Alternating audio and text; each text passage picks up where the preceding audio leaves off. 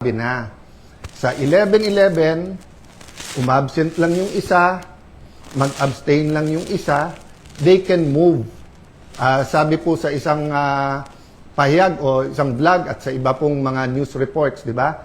Pwedeng maging lame duck Senate President, si Alan Cayetano. Taga-Taguig at Pateros po kami. Kahit lame duck, lumalaban pa rin. No? So, alam po namin plano nila. Ang plano nila, abangan, tanggalin ang mga committee sa legitimate majority. Why do I say legitimate majority? In a completely independent Senate, 13 is 13. Kahit nasa abroad, kahit fugitive, kahit na nakakulong. In a democracy, you cannot say, I love democracy. Tapos pag minority ka, gusto mo, ikaw masunod. Sila ang maging majority. So ngayon naman po na walang quorum at walang session yesterday and today, sure na tuloy ang Blue Ribbon hearing sa Thursday. Ulitin ko po ha, ginamit nila yung parliamentary tool na walk out para po hindi matuloy ang pag-change ng rules. So ngayon po ang majority, ginagamit din po ang rules sa tama, morally, legally, to ensure na hindi agawin ang mga committees para po matuloy ang hearing ng Blue Ribbon sa Thursday at ang iba't iba pang mga importanteng hearing sa bawat committee. Yes, you heard me right. Sa kanilang official or unofficial spokespersons, no? Meaning sila mismo or yung mga avatar nila or yung mga vloggers, formal, informal, PR spokesperson ang nagsabi na sa 11-11, umabsent lang yung isa, mag-abstain lang yung isa, they can move. Sabi po sa isang pahayag o isang vlog at sa iba pong mga news reports, di ba? Pwedeng maging lame duck Senate President, si Alan Cayetano. Taga-Taguig at Pateros po kami. Kahit lame duck, lumalaban pa rin. No? So, alam po namin plano nila. Ang plano nila, abangan, tanggalin ang mga committee sa legitimate majority. Why do I say legitimate majority? In a completely independent Senate, 13 is 13. Kahit nasa abroad, kahit fugitive, kahit na nakakulong. In a democracy, you cannot say, I love democracy. Tapos pag minority ka, gusto mo, ikaw masunod. Iyan mga kababayan ang pronouncement dito ni Senator Alan Cayetano. Ang isang napakagaling na move, yung ginamit nila na pag-walkout noon, ito rin ngayon ang ginagamit ni Senator Alan Peter Cayetano sa paggawa naman sa tama. Ano yung tama mga kababayan? Ang tama, sapagkat kaya pala, sinadya pala na gawin nila yon kasi ayaw nilang baguhin ang rules, no? Ayaw nila na makaboto yung mga senador na makukulong. Kasi alam na, di ba si Tulfo, alam na ni Tulfo, Erwin Tulfo na makukulong ang ibang mga senador. Ayaw nila noon. Ngayon, kasi pala, matindi na pala ang plano nila. Kamukha kahapon, kung pumunta pala doon ang majority mga kababayan, ano mangyayari pala? Ang mangyayari pala kahapon ay bigla silang mag-move kasi parehas na, 11-11 na. Wala si Senator Bato, di ba? Tapos ito na, arestado na si Senator Jinggoy. So, arestado, sumurinder na. Sumuko na. So, 11-11, pwede na silang mag-move. Babakantihin ngayon ang mga komite at hindi na matutuloy ang Blue Ribbon. Good job, Senator Alan. Grabe, palakpakan natin mga kababayan. Mabuti na lang, mayroon pa po tayong ganitong klaseng senador. Grabe, as in, napakahusay mo talaga, Senator Alan. Kumbaga sa chess, grandmaster talagang galaw ito. Kasi hindi nila akalain na may move palang ganito, no? May galaw palang ganito, mga kababayan. Sige, stalemate na tayo dito. At least, walang pwedeng makakuha ng mga komite. At ang pinaka-importanting komite dito, mga kababayan, ay ito nga pong Blue Ribbon Committee. Yan nga po yun. Tandaan po natin, ilang buwan pong namayani itong komite ng Blue Ribbon dyan kay Lacson.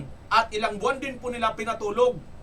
Dinideflect po nila ang investigasyon sa lahat ng flood control scam, mga kababayan. Ngayon, takot na sila kasama nitong Malacanang at itong minority 11 ang talagang ginigipit ang majority, mga kababayan. Wala na pong kakampi ang 13 kundi tayo na lang pong taong bayan Huwag po tayong papayag mga kababayan. Palakpakan natin si Senator Alan Peter Cayetano kasi kahit anong gawin nila, pag hindi po pumasok, ito may pahamon-hamon pa si Tuplok mga kababayan, ano? Kala mo naman kung sinong napakagaling eh. Pang marites lang naman, pag mga escabeche lang naman ang alam nito eh. 'Di ba mga kababayan? So yan po ang ating pag-uusapan ngayon. Ngunit bago natin pag-usapan ng detalye, nagsalita na rin po si VP Inday Sara dito mga kababayan ha. Panoorin po natin ang lahat ng ito. Pero sa mga ngayon pa lang po nakabisita sa aking channel, ayan po, mag-subscribe na kayo, wala pong bayad yan. Makikita nyo po dyan pag nag-subscribe kayo, 936 na kanina, 700 lang yata tayo kanina, no? Ngayon, 936 na. So, habang magsusubscribe kayo, habang nagbibideo tayo, makikita nyo dyan. Okay? Mga kababayan, maraming salamat ha sa magla-like at mag-share. At wala pong bayad yan. Wala pong bayad yan. Okay, tuloy na tayo. Ito po mga kababayan, ito po ngayon ang nangyari sa Senado. Atat na atat, galit na galit, G na G, itong sila Tuplok. Nasaan ang boses? Ayan na naman tayo. Dereliction of duty and a blatant disregard of the rules that govern this institution. Because the Senate cannot be made to stop working simply because its presiding officer refuses to leave. Under Rule 14, Section 41, the rules of the Senate President may postpone the holding of the session after consultation with the majority leader and the minority leader. That rule was violated. This is not merely a procedural lapse. It is a direct violation of the rules of the Senate and a serious disrespect for the institution and the Filipino people. Senate President Alan Peter Cayetano should resign as he has shown that he cannot function as the leader of the Senate anymore. Thank you. Today, Naghamon mga kababayan itong si Tuplok na mag-resign daw po si Senator Alan Cayetano. Bakit pinagre-resign? Kasi po, hindi na po nila mahawakan ang majority ngayon mga kababayan at hindi po nila magawa ang kanilang maitim na plano. Ano po ang pinakamaitim na plano nila mga kababayan? Ayun po ay hindi po patuloyin ang investigasyon sa flood control. Mga kababayan, panoorin nyo po itong video na ito. Kay Tuplok po ito mga kababayan. O ito, Tuplok, pakitingnan mo nga ito. Mismo po itong balita sa bilyonaryo. Kumusta na ito? O, nasa na?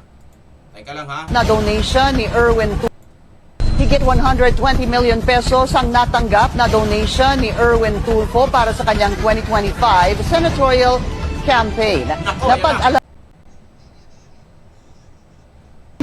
konektado sa kontrobersyal na Yap Brothers. Narito ang exclusive agenda report ni Joash Malimban. Nitong nakaraang December 9, inanunsyo ni Pangulong Bongbong Marcos na naglabas na ng freeze order ang Court of Appeals para sa 280 bank accounts, 22 insurance policies, 3 securities accounts at 8 air assets na konektado sa magkapatid na si Benguet Representative Eric Yap at ACT-CIS Representative Ed Vic Yap. Kasama rin dyan ang ilan pang personalidad at mga kumpanyang dawit sa naging investigasyon ng Anti-Money Laundering Council o AMLA, tulad ng Silver Wolves Construction at Skyard Aviation. Ay mahigit 16 billion na ang pumasok sa mga transaksyon ng Silver Wolves mula 2022 hanggang 2025. Nakaramihan ay may kaugnayan sa mga flood control project ng DPWH. Nakuha ng Billionaire News Channel ang mga opisyal na dokumentong nagdedetalye sa naging investigasyon ng AMLAC at ang specific assets na nakasama sa freeze order. Bukod sa mga nabanggit na personalidad, marami pang pangalan at mga kumpanyang kasama rito. Kabilang dyan ang ina ng magkapatid na congressman na si Victoria Go Yap, ang business partner ng Yap family. Asa na? Earthyard Corporation at Everyoung Industrial Sales. Ang lahat ng mga pangalang ito may probable cause para ituring na related sa isang unlawful activity ayon sa Court of Appeals. Sa aming pagsisiyasat, tugma ang mga pangalang ito sa pinakamalalaking campaign donors ni dating ACT-CIS Representative at ngayon Senator Erwin Tulfo. Ayan! Nakuha namin ang kopya ng Statement of Contributions and Expenditures ng Senador. 120.1 million pesos ang total campaign contributions na natanggap nito sa kanyang naging kandidatura, na tila pinagtulong-tulungan lamang ng 6 campaign donors. May 100,000 pesos worth of tarpaulin contributions ang Earthyard Corporation, 30,000 pesos worth of tarpaulin contributions naman mula sa Ever Young Industrial Sales. 15 million pesos worth of cash ang ibinigay ni Richard Jong habang aabot sa 45 million pesos ang kabuuang ibinigay ni Victoria Goyap. Bukod sa mga pangalang ito, 45 million pesos din ang donated ng isang Linda So at 15 million pesos naman ang donated ng isang Cesar Basco. Bagaman hindi direktang nabanggit ang mga pangalang ito sa investigasyon ng AMLAC, kasama rin sa Court of Appeals Order sina Harleen So Yap na asawa ni Congressman Eric at si Margie Basco Yap na asawa naman ni Congressman Edvic. Mas malaki ng halos 10 milyon ang nakuhang campaign donation ng senador kumpara sa 110.3 million pesos na naitala niyang gastos.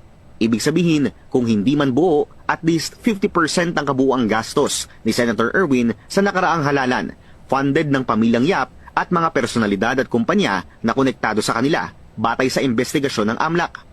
Pauna nang sinabi ni Senator Erwin na hindi niya pinagtatakpan ang mga dati niyang kasama sa ACT-CIS nang idawit ng Senate witness na si Orly Gutesa ang pangalan ni Congressman Eric Yap sa flood control scandal. Muli namin sinubukang kunin ang panig ni Senator Tulfo bago ilabas ang ulat na ito, pero hindi pa siya nagpapaunlak sa isang panayam o nagbibigay ng komento. Para sa agenda, Nagdakkel mo gayam dayta.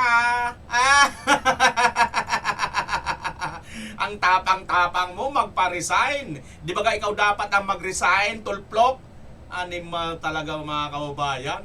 Agoy, lurong-lurong din yan, no, mga kababayan. Siya pala ang malaki mga dapat pananagutan dito eh. Di ba, nasaan na yun? Nag-resign nga yung congressman na yun, yung sa ACT-CIS eh. Nag-resign nga yun, nabanggit yun eh. Di ba, ang lalaki ng mga malita nun. Nako, tolpo. Kaya naman pala, nagmamaliugat kayo ha. Kaya naman pala, kung makabanat kayo, ito pang isang tuplok mga kababayan, panoorin natin. Nasaan na? Tuplok, pasok! Ito isang tuplok. Ayan na, saan ba yun? Mayamon pa siya dito eh. Nagamon pa to eh. Itong hamon niya oh, kung matapang ka, pumunta ka rito bukas. Hinamon ni Senator Rapi Tulfo. Ayan oh. Nawawala na naman ng sound. Wait lang ha, sige lang. Bakit kaya? Pag ganitong oras nagluluka yung sound, teka lang ha. Hinamon daw ni Senator Rapi Tulfo itong si Senator Alan Cayetano na mag-resign. Ayan na, pumunta dito. Ayan o, hinamon ni Senator Rapi Tulfo si Senate President Alan Peter Cayetano na magpakita sa sesyon bukas ng Miyerkules, Hunyo 3. Giit ni Tulfo kung matapang umano si Cayetano ay humarap ito sa plenaryo. Pero kung hindi, ito si Sipot ay patunay lang daw na duwag ang mambabatas. Hoy! Hindi po yan away ng mga iskabetche. Hindi po yan mga away ng mga betka. Hindi po ito away ng mga marites, singilan, tulplok. Hindi po yan, hindi ka po bagay dyan. Ikaw na po ang mag-resign. Duwag ka po pagdating po sa investigasyon ng Blue Ribbon.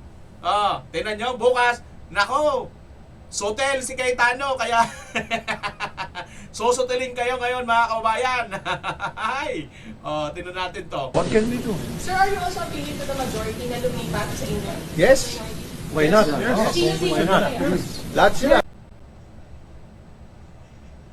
Pero lang si Tingnan mo, talagang sila, atat na atat silang lumipat. Hoy! Sa ginawa ninyo, hindi nalilipat yan. Magtikisan na, mga kababayan. Ipanalangin natin, pagdasal natin itong 13. Kahit pakasuhan sila, maniwala kayo, no? Isang taon na lang yan mahigit. Huwag na kayo mag-alala, isang taon na lang yan mahigit. Pagka naging presidente na si Inday, tapos lahat itong mga ito. Tapos ng problema ninyo, kaya huwag nyo pong ibenta ang inyong mga prinsipyo. Kayo na lang ang mga natitirang maaasahan ng taong bayan. Kasi itong mga ito, binenta na po kay Bangag ang kaluluwan itong mga ito, yo. Itong 11 na ito, akala mo naman kung sino mga napakalilinis, ilat naman sila dyan, halos sa malita, di ba? Sabi nga rito ni Attorney Niel, mga kababayan, na isang dati rin pong congressman, sabi niya rito, just in, ayon to sa post ng UNTV, no, Minority Bloc joint calls for resignation of Senator Alan Peter Cayetano. Ito sabi rito ni Attorney Niel, ang kanyang reaksyon, no, although hindi naman ako senador, but I would just like to make it known. Do not call for the resignation of SP Alan Cayetano. My reason is very simple. Kahit ano pang awayan ninyo dyan sa Senate at the moment, ITM, ang sa akin lang, ituloy ang flood control hearings. Correct. Correct mga kababayan. Pero anong gagawin po nila nito? Pag pumunta po dyan ang majority, dyan po sa Senado, ang gagawin po nila, mag-move po sila. I-move po nila yan para bakantihin lahat ang mga komite. Lalo na nga ang komite ng Blue Ribbon. So wala na. Hindi na matutuloy. Isang araw na lang mga kababayan. Tiis-tiisin na natin. Oo. The last hearing under the leadership of current minority was 4 months ago. More or less impossible naman na lahat ng allegedly involved ay mainly galing sa opposition lang. Tapos sa administration senators and or congressmen walang involvement. Ang dami daw na may allocables and then contractors pero walang nangyayari. So my point here is I'm for transparency and accountability against all involved. We have given the current minority a chance, pero puro deflection pag flood control ang pinag-uusapan. Consequently, bigyan naman natin chance si SP Cayetano. Tingnan natin ano ang lalabas pag sila naman ang mag-imbestiga. Respectfully, Attorney Niel Abayon. Tama, itong si Attorney Niel Abayon na dati ring kongresista, no? Ito yung kanyang bigyan nyo naman, no? Kahit mag-away kayo dyan, pero dapat ituloy ang Blue Ribbon. Kasi ang taong bayan, kailangan talaga, gusto talaga ng taong bayan malaman kung ano talaga ang totoo at tunay na nangyari sa investigasyon sa flood control. Imposible naman kasi, sa dami ng mga nabanggit at daming mga kongresista, contractors pa, wala kayong kinakasuhan kasi kakampi ng administrasyon. At itong mga senador na 11 na mga kakampi ng administrasyon, wala rin nakakasuhan. Dami yung mga nabanggit yan Di ba? So ituloy natin mga kababayan. Ito na. Ito yung video ni Senator Alan. Panoorin natin. I thank God for this opportunity to again directly talk to you, mahal namin mga kababayan, sa Luzon, Visayas at Mindanao, lalong-lalo na po sa mga nagsasakripisyong Pilipinong nagtatrabaho abroad. Magandang hapon sa inyo. Parati po natin pinagdadasal na pagpalain ang ating bansa. Kasama po sa pagpapala ay ang katotohanan. Nawala na naman. Hindi nawala ang sound nito. Teka lang guys Wait lang. Anuin ko lang, ayusin ko lang baka kailangan lang ng refresh nito. Nawawala talaga. Bakit kayo nawawala? Ni-refresh ko na nagkakaproblema talaga. Teka lang Ano ba yan? Subukan na muna natin kay Vice President. Panoorin natin.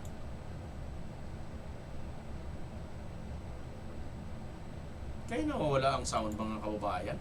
Ganitong oras nawawala Nadiditik ba ako? Nawala not available Ba't ganun? Wait lang sige lang mga kababayan. Wait lang Yan si BP Inday Sara yan nag-ano siya Ba't kaya ganito yung ko? Wait lang mga kababayan Wait lang. Huwag kayong aalis. Natutunghayan natin ngayon ay dapat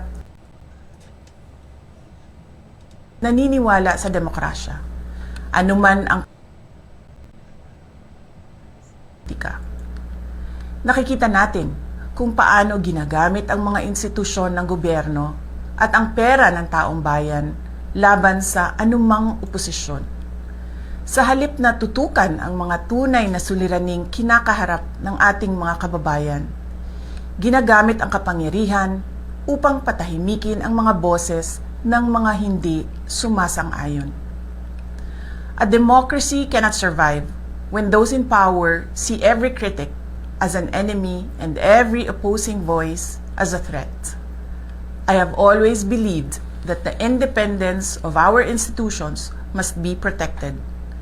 This includes not only the Senate and the House of Representatives as institutions, but every senator and member of the House must be free to perform his or her constitutional duty according to conscience, free from threats, pressure, or any form of intimidation. Good governance does not require the elimination of opposition. Democracy works best when there is a healthy opposition that is free to question. A government that fears dissent is not demonstrating strength. It is revealing insecurity. And that insecurity is reflected in the direction our country is taking today. The current state of our nation reveals three.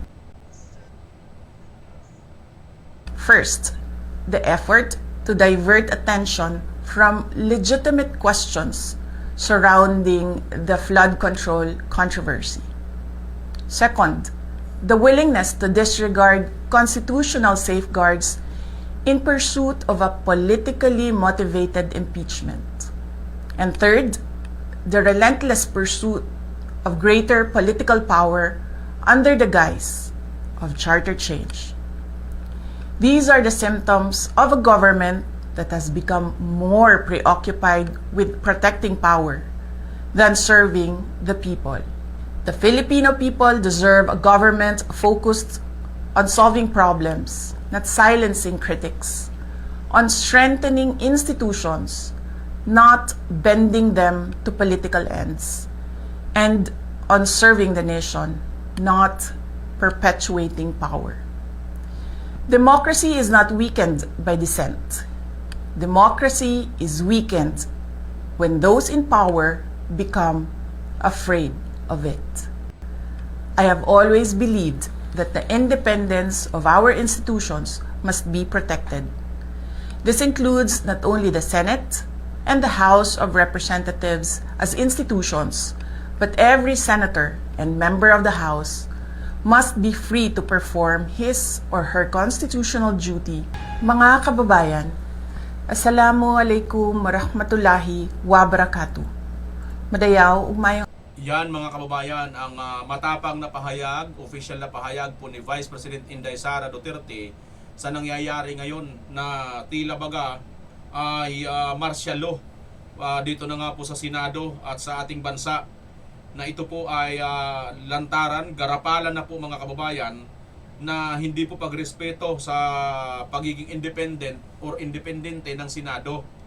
Kundi ngayon mga kababayan, ginagamit po ang Senado, wini-weaponize po para gipitin at pahirapan po itong mga kritiko ng Malacanang na ito. At ang masaklap dito mga kababayan, hindi lang po ito basta kritiko, kundi ito pong mga senador na ito ay sila po ang magbibigay po ng kalinawan sa lahat po ng mga issue. Matagal na natin hinahanap yung flood control scam mga kababayan. Grabe yung views nito Senator Alan ito, 2.4 million views. I thank God for this opportunity to again directly talk to you, mahal namin mga kababayan, sa Luzon, Visayas at Mindanao, lalong-lalo na po sa mga nagsasakripisyong Pilipinong nagtatrabaho abroad. Magandang hapon sa inyo. Parati po natin pinagdadasal na pagpalain ang ating bansa. Kasama po sa pagpapala ay ang katotohanan. This verse, John 8:32, "Then you will know the truth, and the truth shall set you free." Madalas po ito makot, "The truth shall set you free." Yan po ay pwedeng gamitin sa spiritual, sa religious. It's a biblical principle, but it is also applicable to everyday life. For example, yung isang addict sa sugalman, sa drugs, pag hindi niya inamin sa sarili niya yung katotohanan na ako'y addict, na siya'y addicted sa drugs, for example, hindi siya masaset free. Hindi magkakaroon ng pagbabago. Lies continue to enslave us. Truth set us free. So today, I'm here to tell you some fundamental truths about what is happening in the Senate and in our country. Let me start with the May 11 change in leadership and also on the walkout by the minority. In both cases, may objective. Nung May 11, kaya pala nandun yung NBI, kaya pala pinapasok ng mga nasa majority noon at nasa minority ngayon, ayaw nila magkaroon ng palitan ng leadership. Ang sinabi nila na hindi katotohanan ay dahil daw to sa impeachment. Pero yung pala, ito'y tungkol sa maraming bagay, kasama po na magkaroon ng independent, impartial impeachment, Yun. but also, ayaw na magkaroon ng hearing sa Blue Ribbon Yun. na kung saan lalabas ang buong katotohanan. Kaya, Marami pang ibang issue na sa mga susunod na araw ay pag-uusapan. We're listening to you, we hear you, na ang pangunahing issue ay trabaho, ay kita, ay ang taas ng presyo, yung araw-araw na kabuhayan ng ating kababayan. Yan po ay pinakamalaking issue. Ang ating survival, spiritual, physical, financial survival is always a priority. Pareho din sa health po yun. Yun po ang speech ko nun. Na ang ating spiritual health, physical health, mental health, financial health ay napaka-importante at dapat we look at the bigger picture. Pero tignan nyo po, para siguraduhin na mapagsilbihan kayo ng bagong majority, we want to make sure that kahit anong gawin ng outside forces, Yan. maging administrasyon o yung 11, Yun. nandyan yung 13, yan, or at the very least 12, yan. para yung sinasabing subukan naman natin ito. Masubukan nyo kung anong madideliver namin sa inyo. Ang problema, Tama. for the last 3 weeks, walang ginawa kung hindi takutin kami, i-twist ang aming arm, Oo. operan ng kung ano-ano para lumipat sa kanila. I'll go back to that later on. What's my point? You want an independent Senate. Our Constitution provides for the separation of power. Correct. Bakit separate? Because they are interdependent, but they are independent. Ibig sabihin po, one cannot survive without the other. Hindi naman po pwedeng walang judiciary. Hindi pwedeng walang executive department. Pero hindi naman po pwede po na executive department lang at puppets lang po ang nasa judiciary or in this case, the legislature. So nung nag-walk out po sila, ano sabi nila? Na utakan ang majority, na gamit ang rules ng minority. Oo. Na sabi nila, master ang play ni Senator Tito Soto dahil alam niya yung rules. Ayaw po nila na magkaroon ng online dahil sa bibig na rin nilang nanggaling. Si Tulfo, Sabi nga nila, ang isda sa bibig ng gagaling, may Nahuhuli sa ipukulong daw. Bakit nila alam yung timing sa kulong? Sinabi ni Senator Jinggoy, hindi lang ngayon nangyari sa kanya yan, since February. Wala na daw kaso, pag siya po ay sumunod sa kanila. Nako. In this case, lumipat. oo, So sabi ni Senator Jinggoy, sa susunod na kabanata na lang, correct. sasabihin niya po or sa kanya niya sasabihin kung Sino ano kaya ebidensya niya kung sino-sino. Sino kaya? Hindi hearsay sa akin to dahil napakinggan ko yung ilan nilang conversation. So alam ko for a fact na totoo na binabargain ang kanyang kaso, mabalik lang ang majority sa ngayon na 11 o minority. Kaya parati ko inuulit-ulit, huwag kayong magpa-11 sa 11. Eh sabi nila ngayon, paano na yan? 11-11 na. So isi-simplify ko po ha. Ito po yung main message ko ngayon. Isi-simplify ko po ha. Main message na nakaugnay sa truth. Truth. Nag-walk out sila dahil ayaw po nila na makaboto yung ilan naming mga kasama. Yung po, sa kanila mismo nanggaling yon. Objective ng walkout nila, sila ang maging majority. So ngayon naman po na walang quorum at walang session yesterday and today, may kasamang mga protesta yon, protest against a puppet Senate na gusto nila. But it is also a parliamentary tool to ensure na tuloy ang Blue Ribbon hearing sa Thursday. Yun. Ulitin ko po ha. Yan. Ginamit nila yung parliamentary tool na walk out para po hindi matuloy ang pag-change ng rules. So ngayon po ang majority, ginagamit din po ang rules sa tama, morally, legally, to ensure na hindi agawin ang mga committees para po matuloy ang hearing ng Blue Ribbon sa Thursday at ang iba't iba pang mga importanteng hearing sa bawat committee. Yes, you heard me right. Sa kanilang official or unofficial spokespersons, no? Meaning sila mismo or yung mga avatar nila or yung mga vloggers, formal, informal, PR spokesperson ang nagsabi na sa 11-11, umabsent lang yung isa, mag-abstain lang yung isa, they can move. Sabi po sa isang pahayag o isang vlog at sa iba pong mga news reports, di ba? Pwedeng maging lame duck Senate President, si Alan Cayetano. Taga-Tagig at Pateros po kami. Kahit lame duck, lumalaban pa rin. Ang gusay dito ng move talaga ni Senator Peter Alan Cayetano, mga kababayan. Kumbaga sa galawan pa, grandmaster move ang ginawa ang ginawa dito. Hindi nila na-check, mga kababayan, kung saan papunta ang move, no? Kung tutuusin, parang parang machi-checkmate na ang ngayon, mga kababayan, ang majority, di ba? Pero hindi nagawa ng minority ngayon yan. No. So alam po namin plano nila. Ang plano nila, abangan, tanggalin ang mga committee sa legitimate majority. Why do I say legitimate majority? In a completely independent Senate, 13 is 13. Kahit nasa abroad, kahit fugitive, kahit na nakakulong. In a democracy, you cannot say, I love democracy. Tapos pag minority ka, gusto mo, ikaw masunod.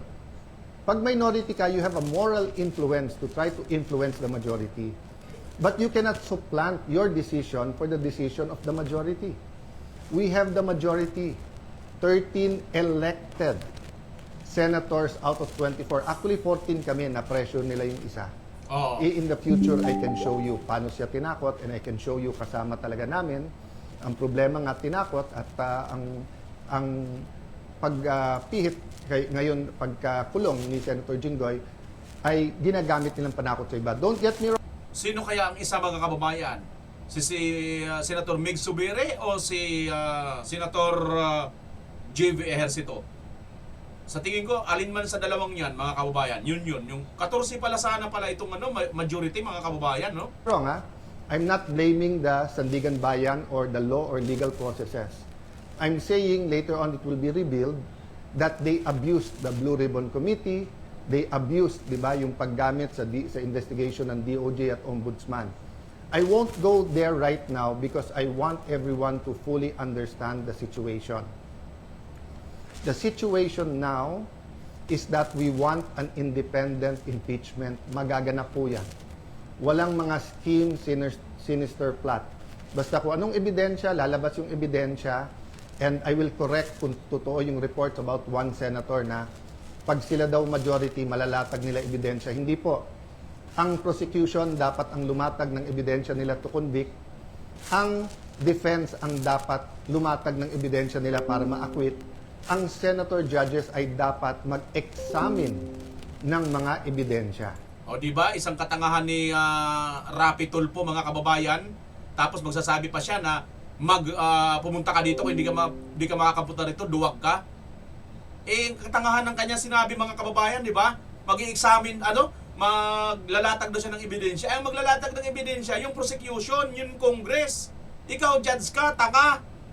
Di ba, mga kababayan, naging senador lang talaga ito, pero tatanga-tanga, mga kababayan, to si itong si Toplok, palibasa kasi pangkabit siyang lang yung kanyang alam Okay?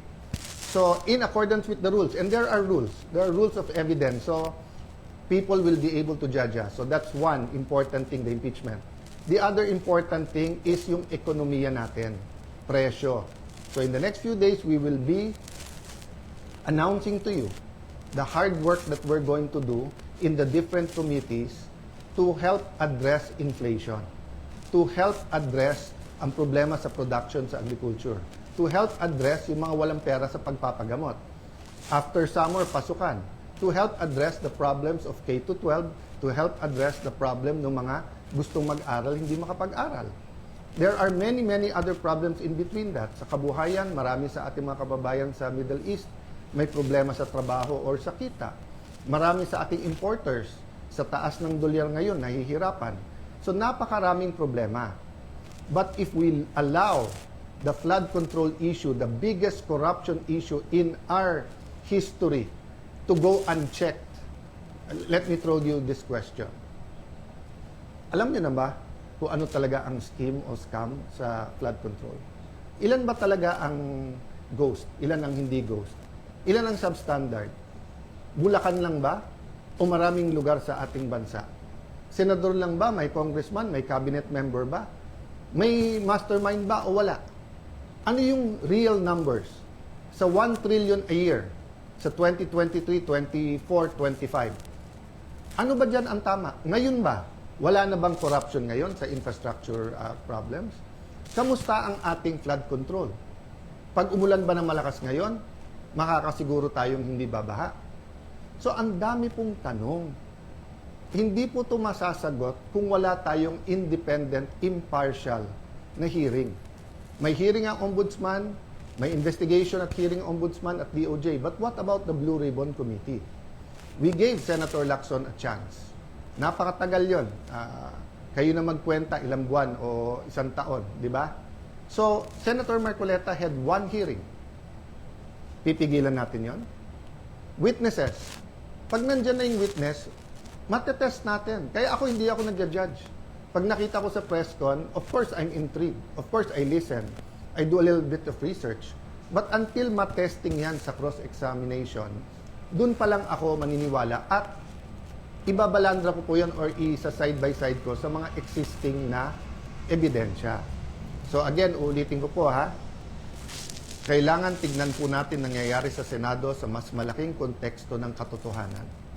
Gusto ba natin na ang Senado ay maging kasangkapan, ay gamitin, no? Para ilabas ang totoo? O ito ay kasangkapan para itago ang totoo? Is the Senate for truth or not? Now, it's quite unique if you say that the number now is 11-11.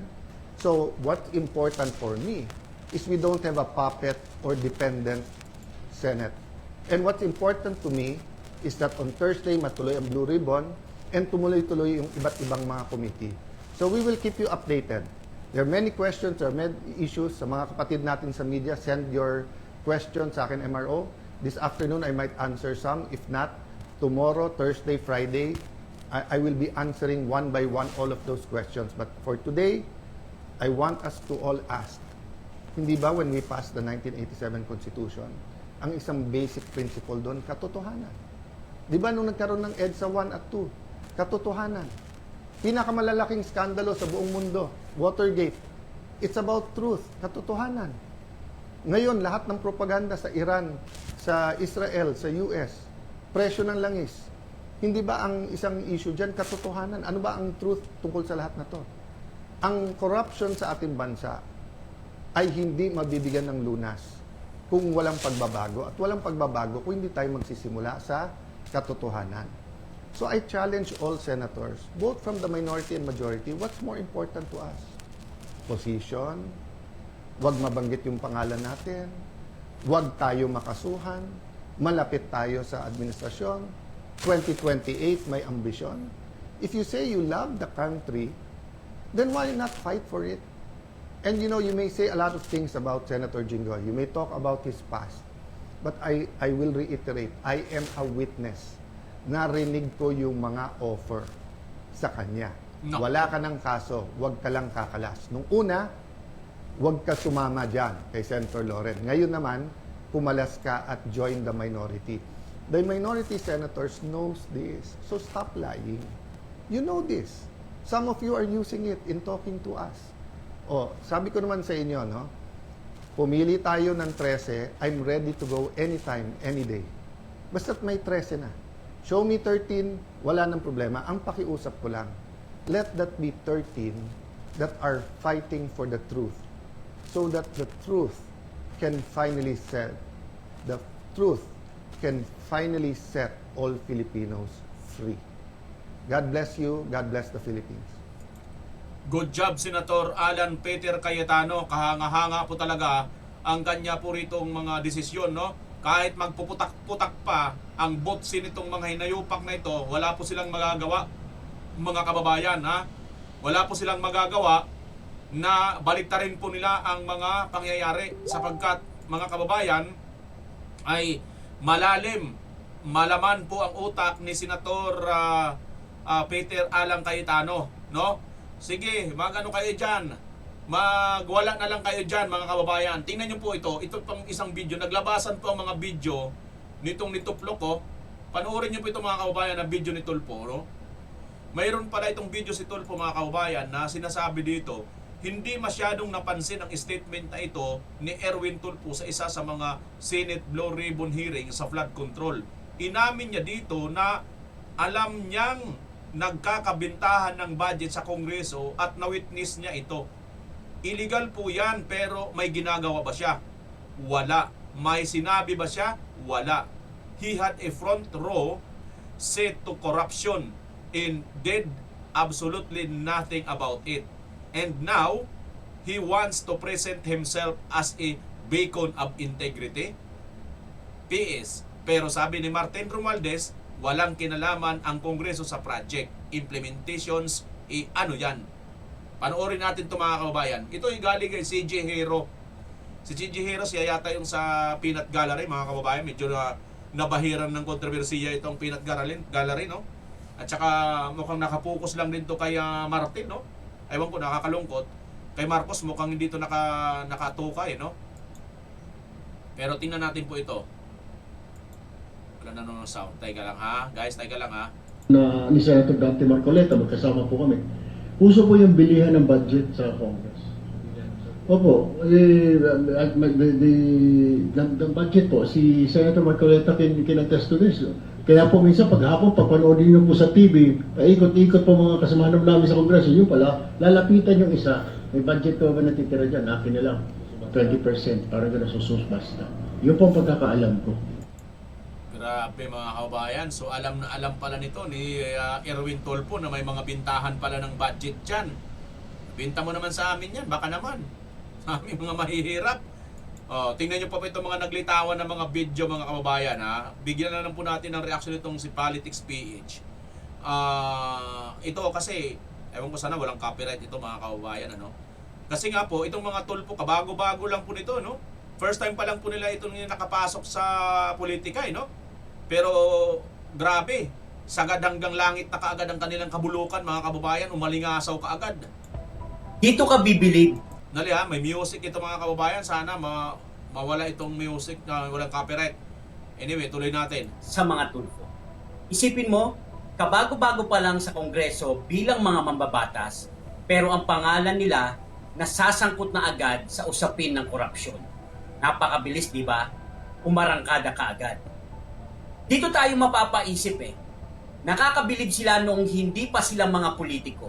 Noong nasa telebisyon at social media pa lang sila. Ang gagaling po muna sa mga mali sa gobyerno. As in, call out kung call out sa mga corrupt na opisyal. Ang lalakas ng boses, ang tatapang. Doon nga tayo humanga, di ba? Kasi ang akala natin, sila na yung tunay na tagapagtanggol ng mga Pilipino. Akala ng mga Pilipino nakakuha na tayo ng kakampi na walang kinakatakutan at kayang banggain ang kahit sino. Pero ngayon, unti-unti nating natutuklasan. Yung tapang pala nila, pang radyo, pang telebisyon, at pang social media lang. May nag-unsubscribe, mga kababayan, 951 na kanina, ngayon nag-50 na uli. Okay, anyway, okay lang. Pero tuloy nyo na, wag nyo, pagka nag-subscribe na po kayo, wag nyo nang bawiin. Ano bawi ba ya? Kaya mapapatanong ka na lang, kaya ba sila maingay noon at kinukundina ang mga korap na opisyal kasi hindi sila kasali sa korupsyon? Kaya ba sila maingay noon kasi wala pa sila sa loob ng kusina kung saan niluluto ang pondo ng bayan? Correct. Ngayong may mabigat na aligasyon ng korupsyon laban sa kanila. Nasaan sila? Nasaan ang mga boses na yan? Andoon. Nasaan yung tapang at lakas ng boses niyong pumuna? Bakit biglang napakatahimik? Nakakabilib ang ganitong klaseng prinsipyo at paninindigan. Maingay kapag hindi kasali. Pero kapag kasali na, tahimik na.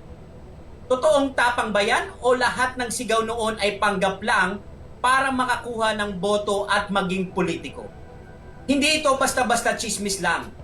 Bagong-bago pa lang sa serbisyo pero sabit na agad sa di umanong kontrobersya sa flood control scandal. Mismong sa affidavit ng 18 Marines, pinangalanan sila. May aligasyon na may 6 na maleta. Isipin nyo, 6 na maleta ang di umanong binigay at iniabot kay Erwin Tulfo. Hindi lang isa, hindi lang 2 maleta, kundi 6. At galing mismo sa testimonya sa mga hanay ng militar na handang sumumpa para sa katotohanan.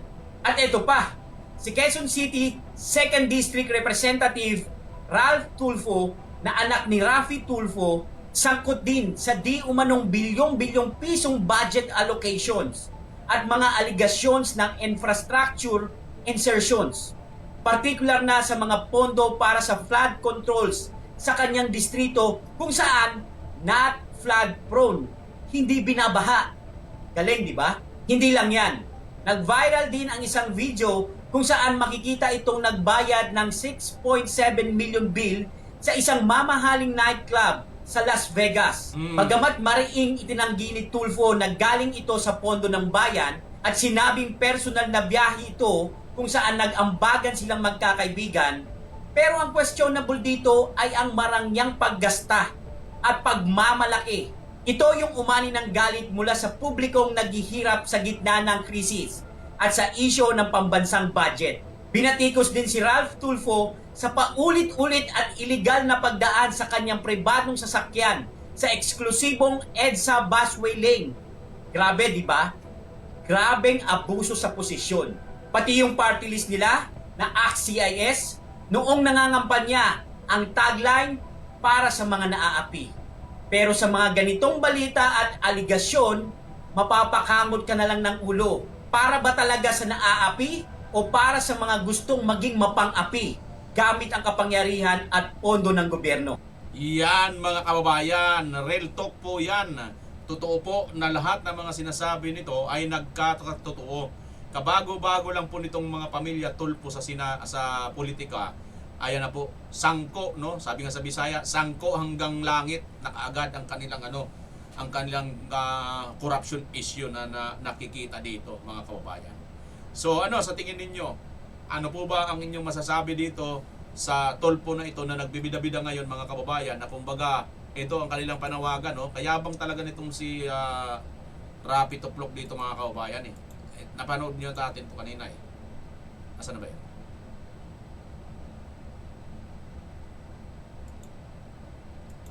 Asan na ba? Wala na naman boses?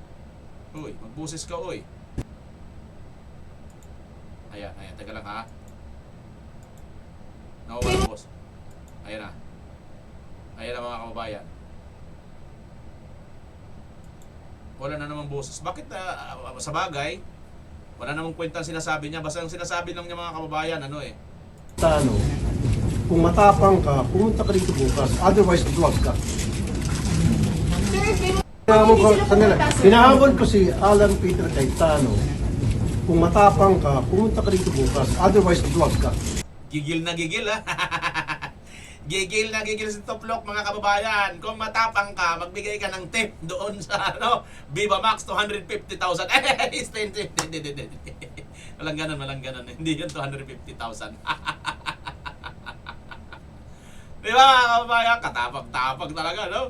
Matapang ka, pumunta ka dito, hinahamon kita. Hinahamon kita.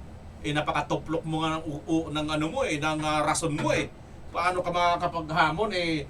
Ang komentaryo mo dun sa impeachment, sabi mo, may ilalatag, kung kayo yung majority, may ilalatag nyo lahat ang ebidensya sa impeachment. Tanga.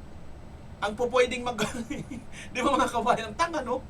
Ayaw ko ba dito na sa bagay kasi, sa totoo lang, marami po kasi mga nito, mga nabudol nito ng mga butante. Oo, kasi nga, syempre, sorry ha, pero marami po sa atin na mga marites, akala mo, pag lumapit kay Tulfo, instant na kaagad, instant pera na, Pero pumunta kayo doon mga kababayan, nako, madaanan nyo yung lugar na yun kay sa Rapid Tulfo in Action, sa kanyang programa dyan sa Mandaluyong. Nako, dami dyan, natutulog na dyan sa kalsada. Pinababayaan lang ng mga yan.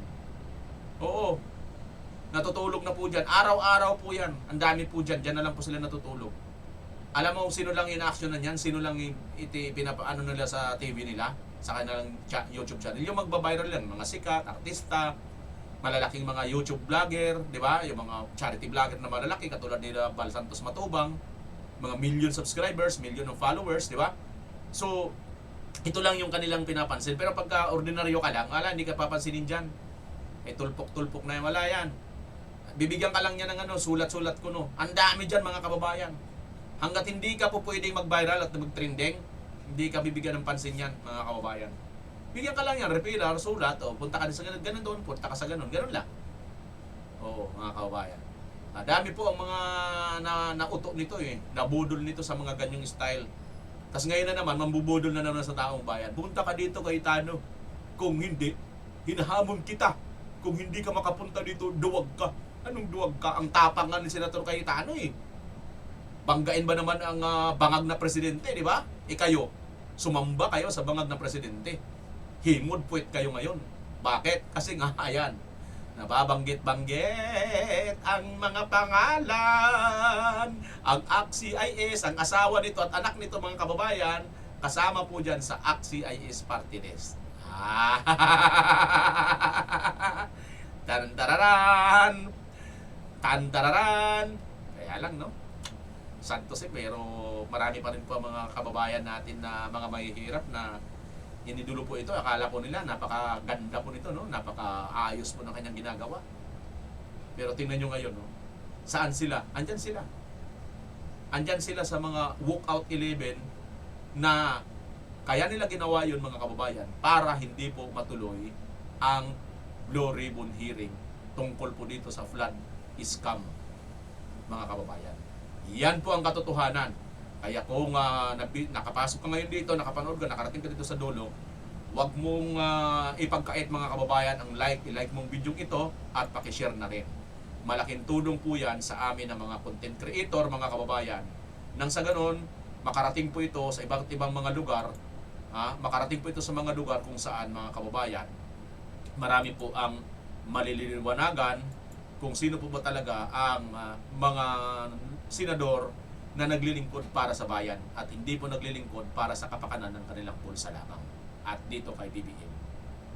Mga kababayan, kayo na ang bahala at kayo na humusga. Okay? Comment nyo na lang po dyan sa baba. Siyempre, punta na po tayo sa mga nag-comment at magpa-shoutout. Ito, shoutout muna natin saglit. Ano ho? Ayan. Saan na yun? Hello, good morning, BMR, Sir BMR. Ayan, sabi ni Maal Jose. Good news, maayo gyud ang imong news. Kada adlaw ang akong gipaminaw, sabi ni Errol Santos. O taga disaman mo, Sir Errol Santos, taga asaman mo di ay sa parting Kabisayaan. Dagang salamat, sir, ha, sa inyong pagpaminaw o pagbantay, pagpanonood. Salamat, Migo from North Korea. Ala, Sopronio Vergara. Uy, shoutout sa iyo dyan, Sopronio Vergara. Ayos lang ba? Ayos ba dyan sa North Korea? May Pilipino rin pala sa North Korea. Gulat ako dun, seryoso? North Korea, oh. Seryoso? Comment nga kayo ulit, sir. So from yung Vergara, totoo. May Pilipino rin pala dyan na nagtatrabaho. Nagtatrabaho ba kayo dyan, sir? O dyan na kayo nakatira? Good job po, sir. May natutunan po ako sa channel ninyo. Sabi ni Rogelio Arabis. Uy, maraming salamat sa iyo, Rogelio Arabis, sir. Thank you, thank you. Maupay nga aga, watching from Sweden. Almin Swiscon. Uy, maupay nga aga liwat sa imo dida sa Sweden. Uy, waray-waray ka ngayon. Anyaman dito, iti mga Ilocano nga mga viewers tayo. Awanan sa. Oy, ayan yung mga Ilocano nga mga viewers tayo ta. Mga taga Pangasinan, ang gapudya. Thank you from Salt Lake City, Utah, sabi ni Christy Singson. You know, shoutout sa iyo dyan sa Salt Lakes. Thanks sa video mo, Mr. Zaldico, sabi ni Stray Pose. You know. Watching from Australia, Ninita Sopresinia. Yun, shoutout sa inyo dyan. Gandang araw, Sir Vimar, watching from Tondo, Manila, Maridel Lim. Yun, sa mga taga-Tondo naman. Lahat ng telepono at cellphone ninyo ay itap sa recording ng Senate Live para walang manakot na Rodi Villamor. Oh. Ako yan, Sir, hehe, sabi ni Ri Ayaw. Salamat sa iyo, Sir Ri Ayaw, ha. Kayo pa lang nag-subscribe. Shoutout, Sir, watching from Barona Street, Tondo, Manila. Oh, taga Barona Street pala ito. Roberto Quianzo, Tondo, Manila. Ang dami natin viewers sa Tondo, Manila, no? Dan like, Sir Vimar, magandang hapon po. Sabi ni Lilit Tagon. Uy, kumusta ka na, Lilit Tagon? No? Dati ko itong member, eh. Naka-join dyan, eh. Proud kami sa iyo, Senator Jinggoy. Salamat sa totoo mong paglilingkod ng bayan. Mas matimbang ang malita kaysa kapatid, sabi ni Roger. Wilfredo Ricla. Sir Bimar, ang Panginoong Diyos lang ang magbibigay sa tao ng karunungan sa paglalahad ng katotohanan. Lamang sabi sa Job 32:8, Mateo 10:20, Romans 8:14-17. Watching from Naik, Cavite, shoutout po Sir BMR Channel, sabi ni Arnold Galliano. Hello BMR, sabi ni Ate Charilo. Ayan, si Maalo si uli. Watching from Hong Kong, God bless Philippines, mabuhay. Rosita Pantunyal. Sana manaig ang hustisya sa lahat ng mga problema sa Pilipinas. God bless Philippines, sabi ni Imi Tafalya. Robert Kianso, ayan sa Barona Street uli siya sa Tondo, Manila. Mag-ingat ka palagi, Sir. God bless iyo matapos rin ang mga balakid natin sa buhay, sabi ni Joseph Adorable. Ingat lang po kayo, sabi naman ni Selvia. Sana bukas na ang Thursday. Marami na po talagang atat-atat sa Thursday, mga kababayan. Ano ho? At syempre, hindi po papayagan ni Senator Alan na makarating po sa Thursday na hindi po matuloy ang Blue Ribbon. Diba? Yun po ang kagandahan dito. Ginny Lorraine, sana po, ayan na nga po siya pala. Hi noon, Sir, kasanungay. Ayan, ito Ilocano. Ano pa lang ako sa Ilocano kanina, ito natuloy siya. Sir, kasanungay, Sir, no, haan, agparang dagita, 18 Marines, People's Power Garudon. Ayan, sabi ni Hilda Marcos. Uy, Hilda Marcos, taga ano kayo, ma'am? Taga Batak, Ilocos Norte kayo? kano kabagyan yun sa ni BBM, Ayan. Hi, Sir Bimar. Baka si Barsaga, si Miao Miao, sabi ni Jinggoy Lehorde. Telma Kusare, sana kung magsalita po na po kayo ng katotohanan. Magsasalita na talaga yan. Oo, tutuloy na yan, Telma Kusare. Salute to you, Sir. Keep safe, sabi ni Hilda. Gawin lang para huwag lang matuloy ang investigation. Mag-people power na, sobra na tama na, sabi ni Alma Briones. Majority 13, walang iwanan. Laban po tayo para sa bansa. Tingin ko, mga kababayan, sabi ni Irene Biraye. Continuous praying, Almighty God to protect the new 13 brave senators, sabi ni Smiley Muñez. Sa tingin ko, mga kababayan, hindi na po ito matatakot, hindi na po ito babaliktad. Ito po atin 13 brave senators. Kaya sa tingin ko, tuloy-tuloy na po ito, mga kababayan. Don't worry na po. At kahit pa anong gawin nila, mayroon pong matatag na 13. Bagamat absent daw po, bagamat nakakulong, hindi pa rin po nila makukuha ang liderato ng Senado.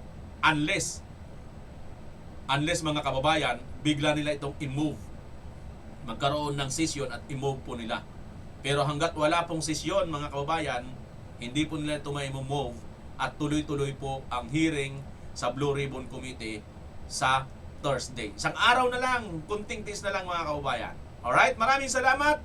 Comment na po kayo dyan kung nakarating kayo dito. Oy, ayun pa, may nadagdag pa. 957 na tayo. Maraming salamat. Pilipinas as always. Bye-bye!